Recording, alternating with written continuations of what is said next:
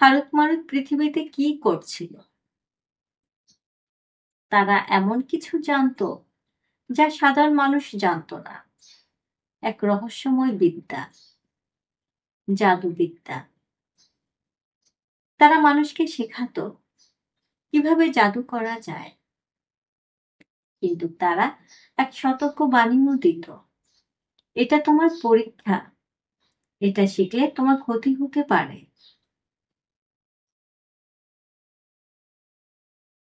কিন্তু মানুষ কি সেই সতর্কবাণী শুনেছিল? না, তারা সেই বিদ্যার অপব্যবহার করতে লাগলো। কেউ নিজের লাভের জন্য, কেউ অন্যকে ক্ষতি করতে। কিন্তু এই জাদুবিদ্যা কতটা শক্তিশালী? সত্যিই কি মানুষকে ক্ষতি করতে পারে, নাকি এর শক্তিরও একটা সীমা আছে?